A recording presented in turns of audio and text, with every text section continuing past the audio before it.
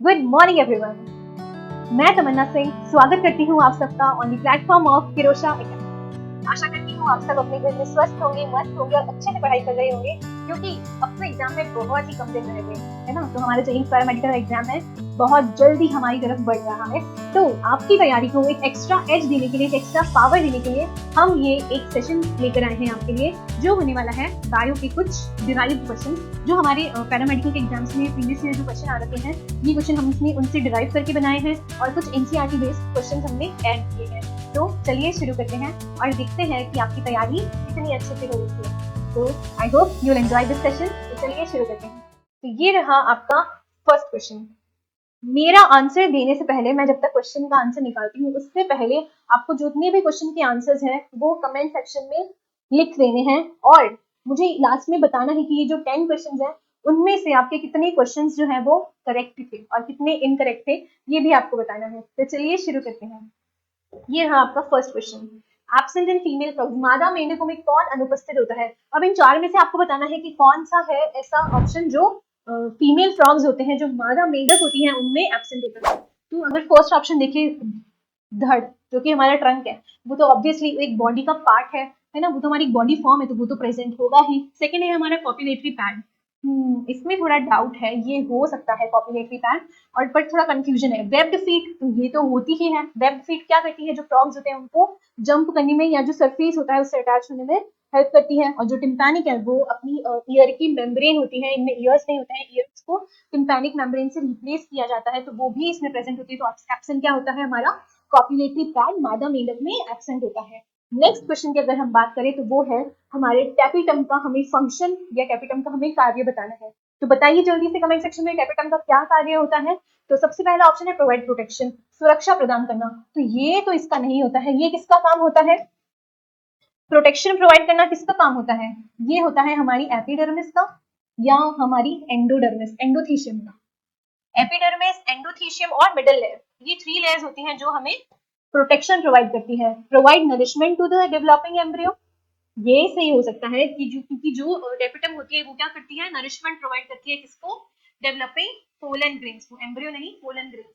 ठीक है। Store and protect pollen grains नहीं, ये भी डेपिटम का काम नहीं होता है। डेपिटम स्टोर नहीं करता है, वो नरिशमेंट प्रोवाइड करता है, और जो प्रोटेक्शन है वो हमारी एपिडर्मिस, एंडोथीशियम और मिडल लेयर प्रोवाइड देती है। Which gas was absent in millers experiment? तो हमारा जो उरे मिलर का जो एक्सपेरिमेंट था उसमें कौन कौन सी गैस जो है वो प्रेजेंट थी, और यहाँ पे हमें पूछा है कि कौन सी एब्सेंट थी। तो अब आपको बताना है कि इनमें से कौन सी गैस थी जो उरे मिलर के एक्सपेरिमेंट में एब्सेंट थी। ठीक है। तो मीथेन जो है वो तो प्रेजेंट थी, अमोनिया, अमोनिया भी प्रेजेंट थी, H2 भी प्रेजेंट था, O2 में थोड़ा डाउट है ना। तो ये 3 तो प्रेजेंट ही कंफर्म है, तो फिर O2 ही नहीं थी, O2 एब्सेंट थी। इनमें से एक चीज है जो इस ऑप्शन में मेंशन नहीं है, जो उसके उरे मिलर के एक्सपेरिमेंट में थी, वो क्या था? जल्दी बताओ, मेरे आंसर देने से पहले आपका आंसर आना चाहिए। ऐसी और कौन सी चीज थी जो उरे मिलर के एक्सपेरिमेंट में प्रेजेंट थी? वो था हमारा वाटर वेपर। वाटर वेपर्स जो थी वो हमारी उरे मिलर के एक्सपेरिमेंट में प्रेजेंट थी। ठीक है। Let's move further.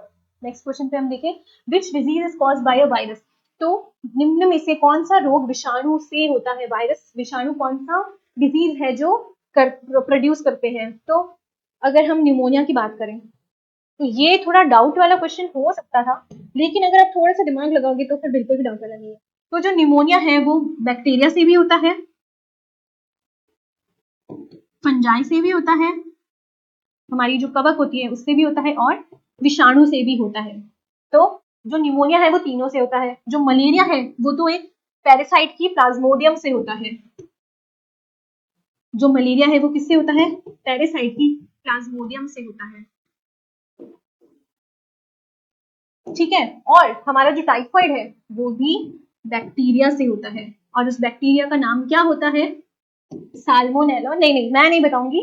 जो टाइफाइड के बैक्टीरिया का नाम है वो आपको कमेंट सेक्शन में बताना है। और हमारा जो कॉमन कोल्ड होता है वो एक बहुत बड़ी ग्रुप ऑफ वायरस से कॉज होता है, और उनका नाम क्या होता है? राइनो वायरस, जो हमारी कॉमन कोल्ड को कॉज करता है। ठीक है। तो इसका आंसर क्या हो गया हमारा? Common cold. चलो नेक्स्ट क्वेश्चन पे चलते हैं। तो नेक्स्ट क्वेश्चन है हमारा, which is not true about kingdom Monera? अब देखो, ये जो क्वेश्चन है ना, इससे आप मोनेरा का ऑलमोस्ट 50% टॉपिक जो है वो रिवाइज कर सकते हो। इसमें पूछा है कि किंगडम मोनेरा के बारे में कौन सी लाइन है जो सही नहीं है। अब हम लोग देखें first line, all bacteria are heterotroph. लग तो सही रही है, होनी तो चाहिए, जो बैक्टीरिया जो होते हैं वो हेटेरोट्रोफ तो होते हैं, एनसीईआरटी में लिखा है। साइनोबैक्टीरिया आर फोटोसिंथेटिक, ये भी सही है, ये ब्लू ग्रीन एल्गी होती है जिसमें क्लोरोफिल पिगमेंट प्रेजेंट होता है, तो ये फोटोसिंथेटिक होती है। जो एनाबिना है ये भी फोटोसिंथेटिक होती है ना, ये भी फोटोसिंथेटिक होती है। जो मिथेनोजन है वो हार्श हैबिटेट में रहते हैं, जो मिथेनोजन है वो आर्की बैक्टीरिया के अंडर में आते हैं, जो कि मोनेरा का ही पार्ट है। तो जो मिथेनोजन है वो हार्श हैबिटेट में रहते हैं, और कहाँ रहते हैं methanogen? Ruminant of gut of ruminant animals. जो हमारी गाय भैंस होती है उनके गट में ये हमें प्रेजेंट मिलता है ना। तो अपने जो काउ डंग होती है उसमें जो गोबर होता है उसमें मीथेन गैस प्रेजेंट होती है, तो ये तो सही है, जो मिथेनोजन है वो भी हार्श हैबिटेट में रहते हैं। तो ऐसे तो सारी लाइन सही हो रही है, पर अगर आपने एनसीईआरटी को अच्छे से पढ़ा होगा तब आप देखोगे कि वहां पे ऑल बैक्टीरिया नहीं लिखा है, वहां लिखा है मेजॉरिटी, ऑल नहीं मेजॉरिटी।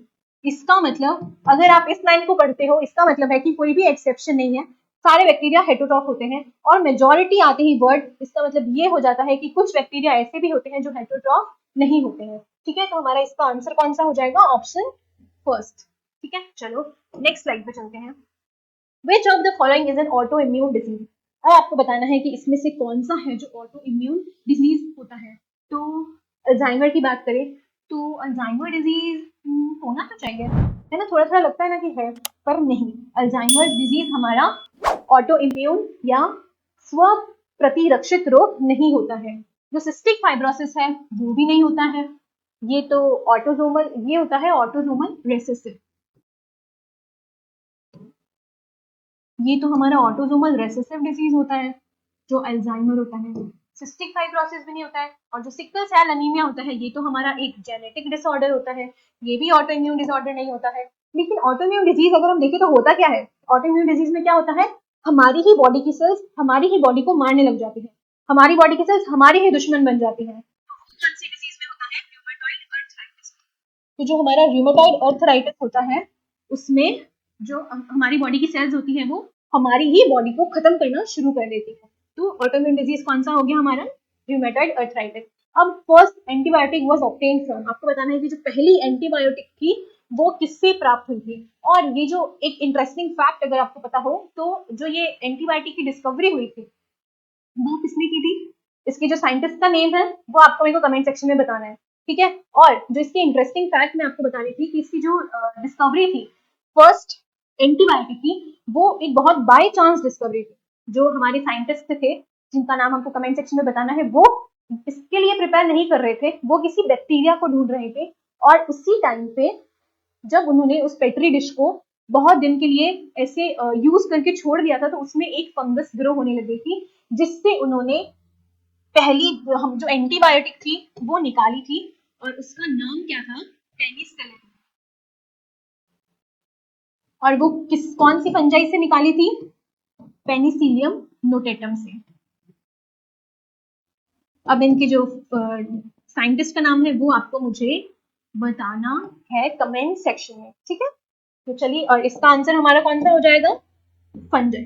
जो हमारी कवक है उससे हमारी फर्स्ट एंटीबायोटिक डिस्कवर हुई थी। अब इसने पूछा है कि जो ओपन वेस्कुलर बंडल और सेकेंडरी ग्रोथ है वो किसमें प्रेजेंट होती है, मतलब कि खुले संवहनी गुच्छ और द्वितीयक वृद्धि किसमें पाई जाती है, ये आपको बताना है।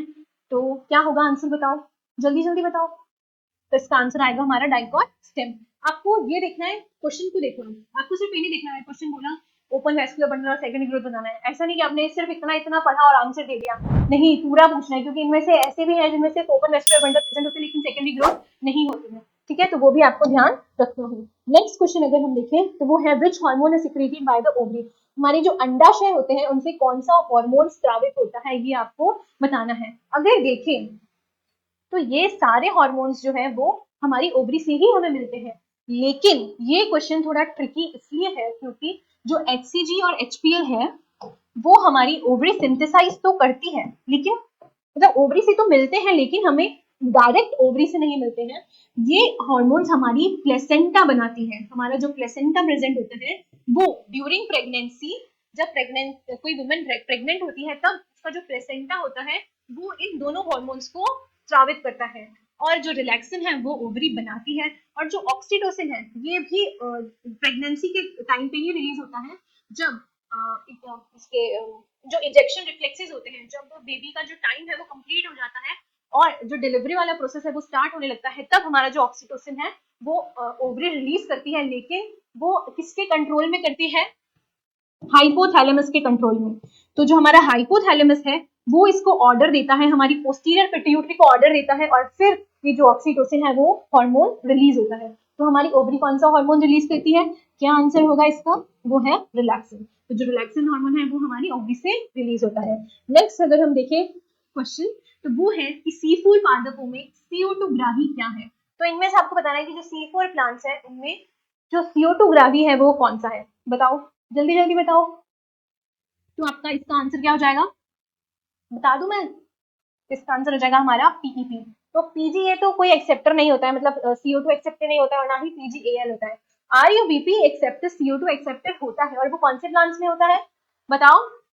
तो जो हमारा C3 प्लांट्स होते हैं उनमें हमारा प्राइमरी एक्सेप्टर कौन होता है, आरयूबीपी।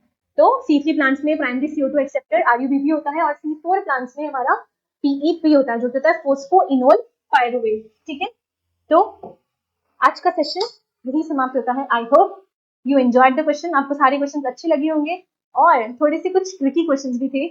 आशा करती हूँ आपके जो भी आपने रिवीजन किया था या जितना भी पढ़ा था वो एक मेमोरी और शार्प हुआ होगा, थोड़ा ब्रश अप हुआ होगा।